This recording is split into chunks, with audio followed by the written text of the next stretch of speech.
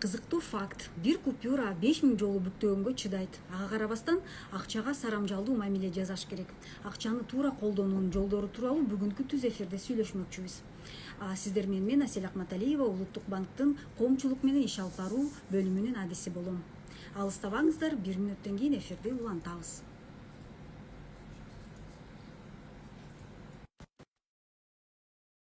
Спикер кошулмакчы.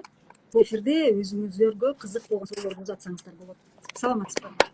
Кош келдиңиз биздин түз эфирге. Саламатсызбы? Урматтуу көрүүчүлөр, анда түз эфирибизди баштайбыз.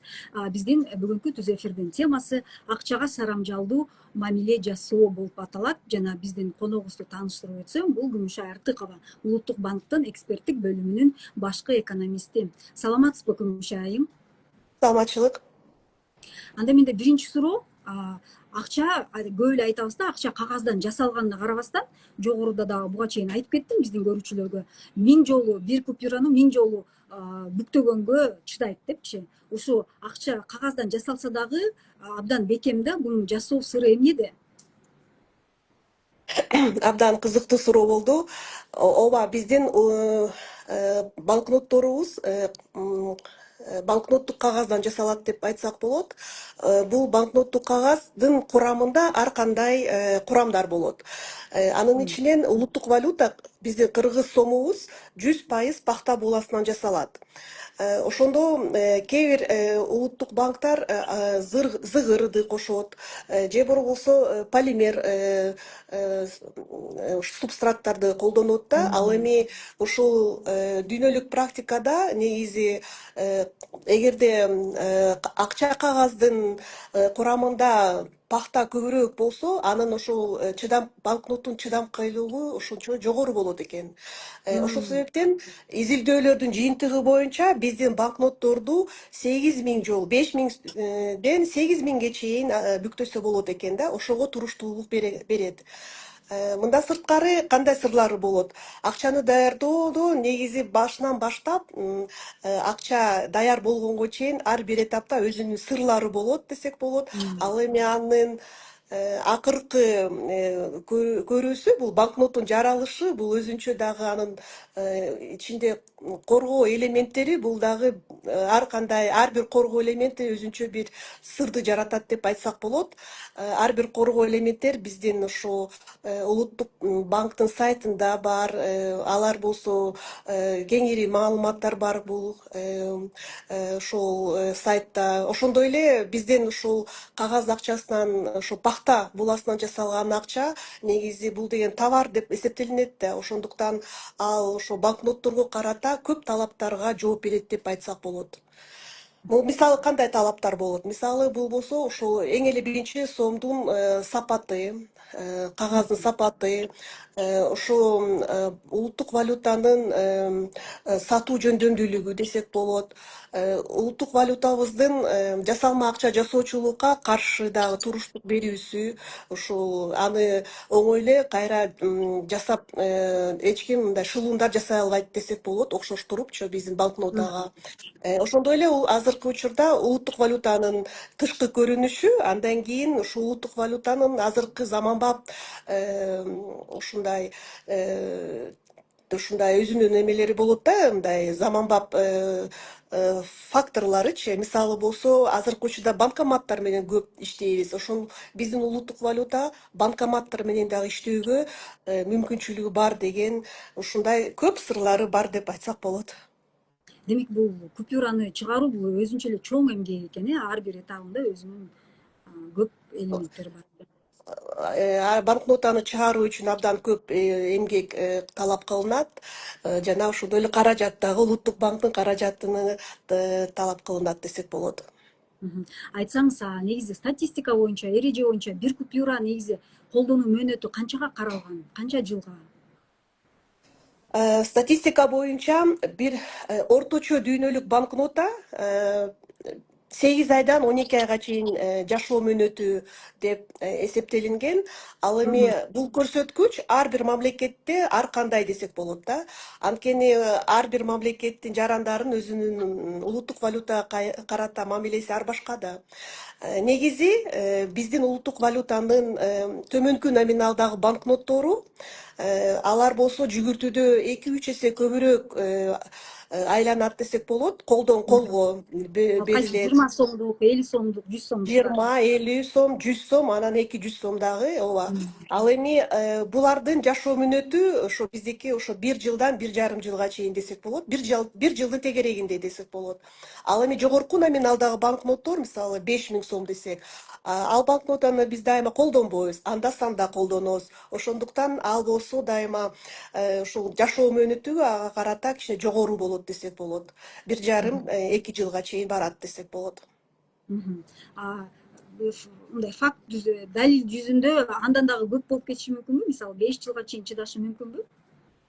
Дүйнө жүзүндөгү практикага ылайык эң узак жашаган банкноттардын катарына Япон банкноттору кирет десек болот. Анткени алардын ошо жогорку маданияттуулугу улуттук валютага карата, алардын банкноталары максималдуу ошо 3,5 жыл жашайт экен.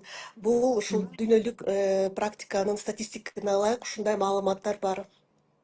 Демек, бул деген ошол адамдардын мамиле жасоо мамилесинен көз каранды экен да. Анда Күмүш айым, негизи эле ошо акчага, ошо купюрага кандай мамиле жасоо керек? Негизги ошо эрежелер менен бөлүшүп кетсеңиз. Мгм. Эми улуттук валютанын колдонуу эрежелери деле биз улуттук банк тарабынан деле чыгарылган эмес. Бул болсо биз ойлойбуз ар бир мамлекеттеги жарандардын өзүнүн ушул ыктыярдуу мамилеси, өзүнүн ошо маданияттуулугу менен айырмаланат болуш керек. Эгерде банкноталарды ушул капчыкка салып, бүктөбөй, бырыштырбай, тоголуктобой, аларга эч кандай жазууларды жазбаса, мындай аяр мамиле кылсак, анда ошол биздин улуттук валюталар дагы көп жашашат деп айтсак болот. Негизи ушундай биздин улуттук ошо жарандарыбызды ушул айтып кетет элем да, ушундай аяр мамиле жасаса жакшы болот эле. Анткени биз салыштырып көрүп атпайбызбы? Ошол эле биздин Кыргызстанда мисалы чет өлкө валюталарына карата мамилеси улуттук валютага караганда жогору десек болот. Ошол эле АКШ долларларын, евро валюта же башка валюталарды алар тыкандык менен карап, өзүнчө сактап, мындай аяр мамиле кылат. Ал эми биздин улуттук валютаны болсо кичине одоно мамиле кылып коюшат кээде. Ошондуктан жазуулар көп, ар кандай тактар, бурчтар айрылган, кесилген, же жанакы жада калса бул монеталарды дагы мындай оюп, мындай кемтиги бар монеталар дагы жүгүртүүдө кезигип атат. Ошол. Айтсаңыз, Күмүш айым, мисалы үчүн ошол айтып атпайсызбы, 1,5 жылга чейин чыдайт депчи. Эгер бир 5 айдан кийин же 4 айдан кийин эски болуп калса акчаны, ошо эски акчаны каяктан алмаштырса болот жана ким алмаштырып бере алат? Бул абдан жакшы суроо. Албетте биздин улуттук валюта бул товар сыяктуу эле болуп эсептелинет да. Анан ар бир ошол товар сыяктуу эле ал өзүнүн жашоо мөөнөтү болот десек болот да. Ошол анын эскилиги жетиши бул закон ченемдүү көрүнүш десек деле болот да. Убактысы менен ошол банкноталар эскирет. Алар эскилиги жеткенде аларды сөзсүз түрдө каалаган коммерциялык банктарга барып же улуттук банктын мекемелерине барып, ар бир жаран акысыз алмаштырса болот. Ушул жараксыз банкноттордун кандай түрлөрү болот? Мисалы, жараксыз банкноттордун эгерде аянтынын 80% сакталып калса, мындай банкнотторду ар бир ушул коммерциялык банктар алмаштырууга милдеттүү десек болот. Ал эми ушул айрылып эскилиги жеткен банкноттун 50%дан 80%га чейин аянты сакталып калса, мындай банкнотторду улуттук банктын гана кассирлери алмаштырып берет. Улуттук банктын кассасы Бишкекте гана эмес, ар бир региондо бар. Эртең мененки саат 9-дан баштап 2-ге чейин келип акысыз алмаштырса болот. Ал эми эгерде банкноттар таптакыр эле көп майда аянтчаларга майдаланып калса, анда аларды экспертизага 5 күнгө калтырыш керек. Ошонун жыйынтыгы боюнча анан банкнотаны же 50% суммасын алмаштырып берет, же 100% дагы суммасын алмаштырып бериши мүмкүн. Ал эми эгерде ушул жараксыз банкноттун 50%-ын аянтынын азыраагы сакталып калса, тилекке каршы мындай банкноттор алмаштырууга болбойт. Ошондой эрежелер биздин ушул улуттук банктын расмий сайтында бар. Атайын ушундай банкнотторду жана монеталарды алмаштыруу эрежелери боюнча жобо бекитилген болчу. Ушул жобого ылайык ушул алмаштыруу процесстери каралган десек болот. Мындан сырткары дагы биздин банкноттордон сырткары жүгүртүү монеталары да бар да. Алар да акырындык менен дагы алар да мындай кемтиги болгондор да кездешип атат. Ал жүгүртүү монеталарды дагы силер келип алмаштырсаңыздар болот. Ошол. Бирок алардын мындай колдонуу мөөнөтү көбүрөөк болуш керек, алар темирден болгондуктан. Албетте, анткени алар металлдан жасалган да, алардын колдоо мөөнөтү ошо дүйнөлүк практикага ылайык 25 жыл деп белгиленген. 25 жылдан кийин гана алар кичине сүрүлүп, ар кандай кемтиги болуп калышы мүмкүн. Мындай улуттук монеталарыбызды дагы биз улуттук банкта алмаштырабыз. Ал жерде дагы өзүнүн эрежелери болот. Аны алып келип, андан кийин тиешелүү чечимдерди биз чыгарабыз. Дагы бир мындай кызыктуу болуп атат да, ушундай суроо бар. Мисалы акчаны атайын зыян келтирген учурларга кандайдыр бир жоопкерчиликке тартуу каралганбы мыйзам боюнча? Биздин улуттук валютага атайын эгерде зыян келтирген болсо, тилекке каршы андай эч кандай административдик чаралар жок.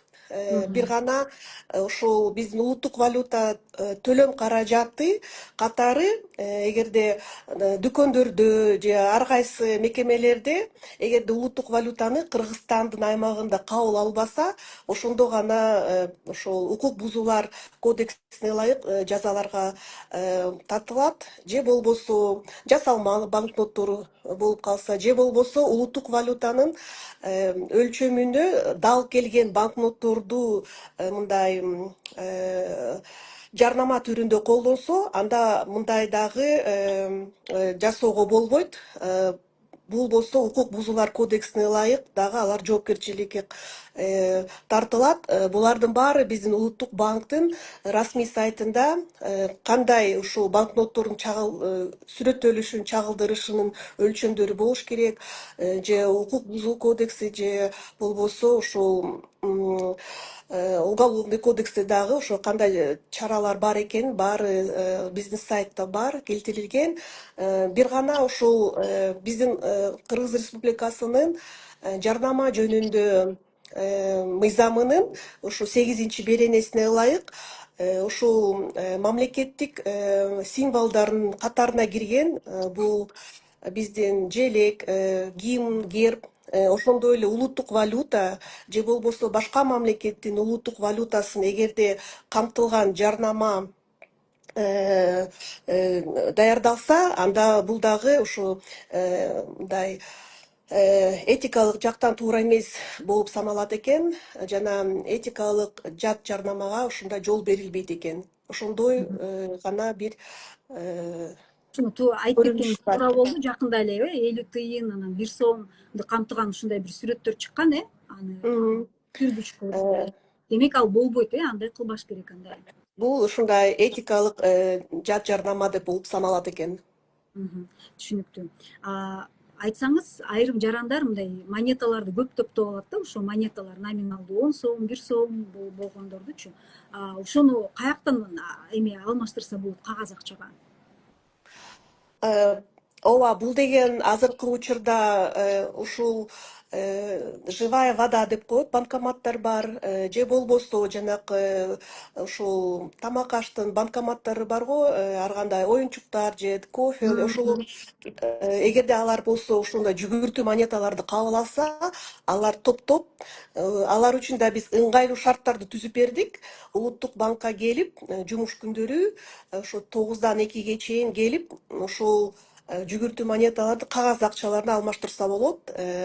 Биздин улуттук банкка мындай ушундай көрүнүштөр дайыма эле болуп турат. Ушул компаниялардан келишет, 500 миң сомго чейин келип алмаштырышат банкнотторду. Аларга эч кандай чектөөлөр жок. Бардык ыңгайлуу шарттар түзүлүп берилген. Демек улуттук банк алмаштырып берет. Жакында эле социалдык тармактарга колдонуучу жазып чыкты. Ушул монеталарды көп топтолгон монеталарды коммерциялык банктардын бири алмаштырбай коюптур кагаз акчага. Мындай убакта эмне кылыш керек? Ушул биздин алмаштыруу банк жобого ылайык улуттук банктар анан бекитилген. Коммерциялык банктар негизи бир номиналдан бир номиналга алмаштыруусу керек.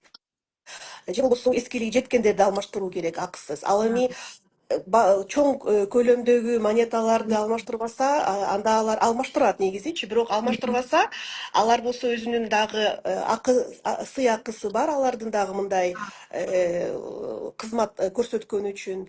Ал эми эгерде деги эле мындай обоно мындай мамиле кылса, анда ал ушул жарандар улуттук банкка кайрылса болот.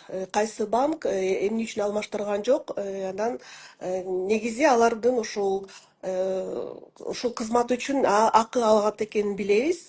Ошон үчүн улуттук Канча банк акы? болсо акысыз жасайт. Бул Канча болсо акы?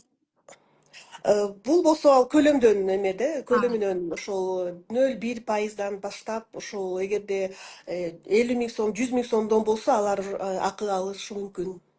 Түшүнүктүү. Анда эми менин акыркы суроом бар ушул.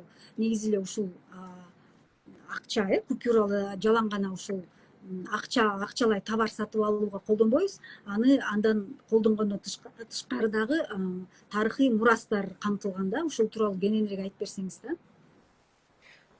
Ооба, биздин улуттук валютанын алдыңкы бетинде ушу тарыхый маданий мурастардын элестери камтылган. Ал эми арткы бетинде болсо Кыргызстандын дагы абдан кооз жерлери дагы орун алган. Ушул ар бир негизи улуттук банктын ушул улуттук валютасынын алдыңкы бетине кандай сүрөттөлүш болот экен, ошо банк эмитент чечет экен дагы.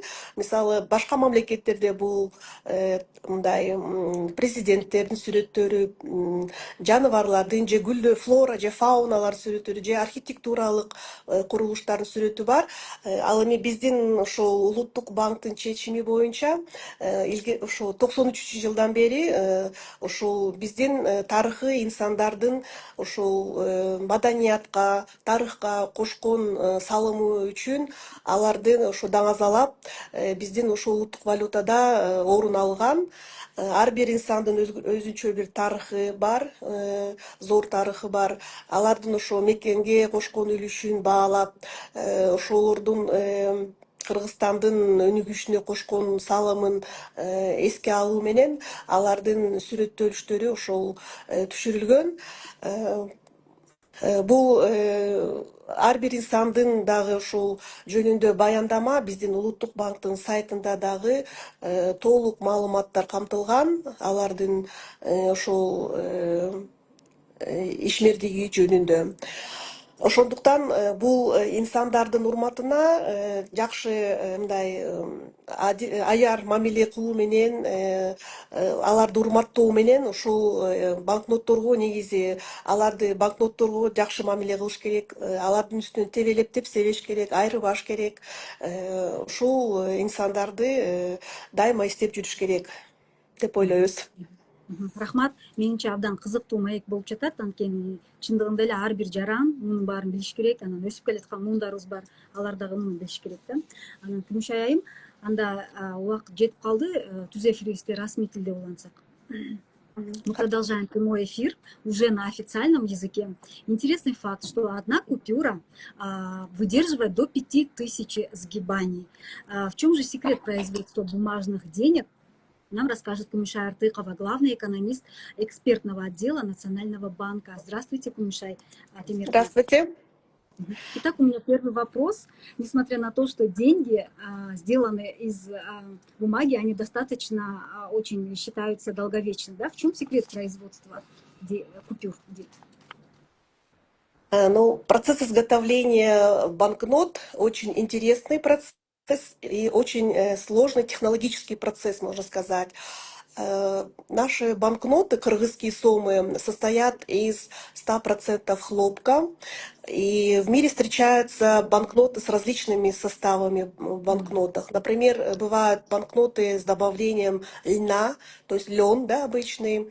Вот. Бывают банкноты из полимера или пластиковые банкноты, называемые гибридные банкноты вот появились. Но все-таки практика показывает, что чем банкнота больше содержит хлопка, тем ее износостойкость выше, лучше, и она может уже выдерживать вот эти перегибы не только 5000, даже до 8000 сгибов можно осуществить, она выдерживает такую нагрузку. И я думаю, что каждая банкнота, она является очень интересной, которая содержит много в себе секретов, и каждый процесс окутан секретами при изготовлении банкнот. И конечным результатом, наверное, является эта красивая банкнота с защитными элементами, с красивыми, где каждый защитный элемент несет в себе свою функцию. Вот. И, конечно, это тоже вот как товар, национальная валюта, она должна соответствовать и отвечать требованиям соответствующим. То есть вот банкноты тоже наши кыргызские сома отвечают современным требованиям. Ну, например, это первое, это вот само вот сам состав, да, вот бумаги, да, качество бумаги, наверное, да, качество денег. Второе это платежеспособность, да, банкноты. Третье это требование то, что она должна быть защищена от подделывания банкнот. И дальше она содержит какие-то, значит, исторические, духовные такие вот моменты. Это вот наличие исторических деятелей, да, кто изображен, да, на банкнотах, какой-то национальный колорит должен содержаться. И последнее это то, что национальная валюта также должна отвечать требованиям вот времени. И, например, сейчас наши банкноты активно используются в банкоматах.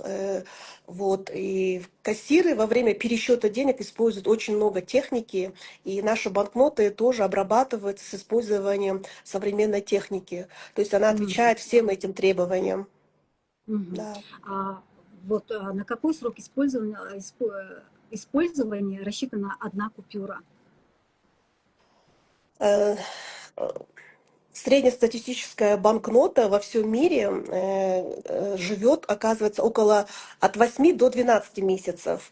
И мы считаем, что этот показатель в каждой стране, он по-разному, да, вот показывает. И, например, значит, и этот показатель напрямую зависит от характера обращения с деньгами, оказывается.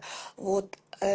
Вот, например, наши кыргызские суммы, которые низкого номинала банкноты, они находятся в обращении в 2-3 раза чаще, чем высокие номиналы, поэтому наши вот банкноты в среднем живут от 12 до 18 месяцев, то есть от года до 1,5 года. Вот. И высокие номиналы банкнот, они, которые, ну, больше выполняют функцию накопления, наверное, да, они реже находятся в обращении, поэтому срок годности у них до 2 лет. Вот.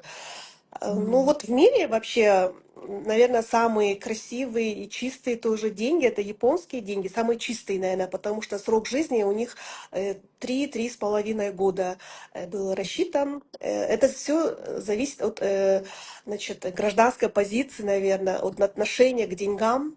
Вот, Как они наверное, это все. используют, как население использует, да, деньги? Население очень аккуратно, бережно относится к своим деньгам, да. От этого зависит. А вот все-таки как нужно относиться к деньгам, да, как к использованию? Поделитесь ну, основными правилами? Есть какие-либо установленные правила? Ну, специально установленных правил пользования деньгами не существует, специальных Мгм. правил. Мне кажется, что это зависит от каждого человека. Судьба банкноты в руках каждого человека, можно сказать. Мгм. Вот, то есть как он будет относиться к ней, так и будет банкнота дальше и находиться в Жить. обращении. То есть мы Мгм. рекомендуем с малых возраста вот детей уже приучать к бережному отношению, чтобы они аккуратно складывали деньги в кошелек, не сминали, не наносили какие-то там краски, не записывали на деньгах, потому что деньги делают за деньги. Национальный банк из собственных денежных средств изготавливает национальную валюту и заменяет ветхие деньги. Вот. И поэтому, если каждый гражданин будет так бережно относиться к национальной валюте, как к иностранным валютам, как мы заметили, что они очень бережно относятся, то Мгм. срок жизни кыргызских сомов тоже будет увеличен в два раза. Мгм. Вот. А какая-нибудь ответственность предусмотрена ли для тех, которые специально портят деньги? Э, К сожалению, не предусмотрено. Э, Такое вот отношение к деньгам все-таки зависит от значит, культуры каждого человека, можно сказать. А у нас со стороны Национального банка есть только такие вот административные меры, если, например, в первом случае это когда будет необоснованный отказ в приеме национальной валюты, так как это платежное средство на территории Кыргызстана, то Мгм. тогда по Кодексу о правонарушениях по статье 300 они привлекаются к административной ответственности. И есть еще 304 статья административного кодекса, что Кодекс о правонарушениях, если вдруг наша национальная валюта будет использована там в рекламных целях один в один по размеру и по цвету, если не будут совпадать, то тогда тоже предусмотрены административные меры. А в целом существует еще вот закон Кыргызской республики о рекламе, где статья 8 гласит, что реклама, которая содержит значит, государственную символику, вот, используется там с использованием государственной символики, это, например, герб, флаг или там гимн, и плюс национальная валюта наша и или другая валюта, национальная валюта другой страны, то он как бы порочит эти государственную символику, и это не допускается, и, значит, использование, и это считается неэтичным использованием. Вот, и неэтичное использование не допускается вот таких вот государственных символик, оказывается. Ага, спасибо. И у меня такой вопрос. Где можно обменять ветхие купюры? Можно ли в коммерческие банки обращаться или только в национальный банк? Банкноты со временем ветшают, это нормальный процесс, поэтому все ветхие банкноты, которые находятся вот на руках у граждан, они спокойно могут пойти в любой коммерческий банк и поменять. Если там у них сохранилось 80% площади банкноты и более, да, вот. А Мгм. если сохранилось от 50% до 80% площади банкноты, то такие банкноты надо поменять только в кассовых учреждениях Национального банка. Вот. А если сохранилось 50% площади меньше, вот половины, да, там, то тогда такие банкноты не обмениваются. Вот, Мгм. обмену не подлежат. Мгм. Обязательно должно Значит, быть выше 50%, да, да, сохранения. значит, к сожалению, вот наши циркуляционные монеты тоже начали, ну, встречаются поврежденные монеты, там, или после пожара какие-то были, и такие монеты тоже подлежат обмену и в коммерческих банках, и в Мгм. национальных банках в соответствии там с правилами обмена. А правила обмена, они все представлены у нас на сайте. Любой гражданин может зайти, почитать все правила обмена, инструкции по воспроизведению или кодекс о правонарушениях. Вот. И если вам, любому гражданину будет отказ в коммерческом банке, если они не поменяют ветхие банкноты именно национальной валюты, в этом плане мы очень строго вот соблюдаем эту процедуру и проверяем. И если они откажутся, то тогда этот гражданин должен обратиться в национальный банк. И мы вот примем меры соответствующие. Вот. Как раз вот по такому случаю вчера пользователь соцсети выложил фото, и один из коммерческих банков отказался принимать монеты, обменять монеты на денежные купюры, да, вот как раз что получается, нужно обращаться в Национальный банк, да, Да, с да, жалобой. да, с жалобой, да. Мгм. Да, еще у меня такой вопрос. В случае порчи купюры, портятся ли их защитные элементы тоже? Защитные элементы, если их прям вот целенаправленно, их прям вот выковыривать или там что-то вот механическое какое-то воздействие делать, то, конечно, они испортятся. Но в целом все наши защитные элементы на банкнотах и вообще сама банкнота, она изготовлена в соответствии с международным качеством по значит, защищенной печати, да, и поэтому на каждом этапе производства банкнот они все, компания-изготовитель тщательно все проверяется, отчитывается нам, и мы соблюдаем за процессом изготовления банкнот. Поэтому банкнота изготовлена наша на высочайшем уровне, и соответствующие защитные элементы также изготовлены очень качественно. Поэтому это только если только прямое вмешательство, чтобы вот вытащить там какой-то защитный элемент оттуда, механически воздействует, то тогда она только может испортиться, и тогда она уже станет неплатежеспособной банкнотой. Мгм. Понятно. А если говорить о ценности банкноты, это же не только номинал, да, там 10, 200 или 5000, но это и также и деньги включают в себе и культурно-духовное наследие, да, вот. Это тот же дизайн, изображение знаменитых людей. Расскажите об этом поподробнее. Ну, национальная валюта Кыргызстана, она, значит, отражает исторические личности, которые вложили свою, значит, ну, как бы, свою работу, свою любовь, все, чтобы в области культуры и в области искусства для становления вот кыргызской государственности. И эти все исторические личности, они действительно вот являются очень у нас яркими, известными, и у них очень большой вклад был оценен в свое время. Поэтому мы считаем, что вот очень было правильным принятым решение отразить именно деятелей культуры и искусства на банкнотах.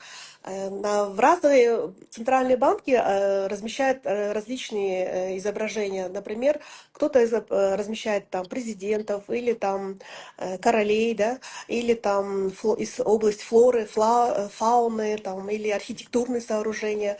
Поэтому это каждый банк, эмитент сам решает. И на наших банкнотах изображены достойные личности, надо к ним бережно относиться, нельзя их, на них прыгать, топтать, на них что-то писать, рисовать. Надо вот относиться и воспитывать нашу молодежь вот, к бережному отношению и к тем, кто там изображен. Мгм. Мы вас благодарим, Кумиша Артыковна, за то, что вы уделили время и рассказали так интересно, да, вот как нужно относиться к своей собственной валюте. Ну, а я, завершая эфир, хотела бы сказать, что Кыргызстан один из первых стран бывшего СССР, который ввел собственную валюту. Это было 10 мая 1993 года. Берегите национальную валюту и до новых встреч. Спасибо, до свидания.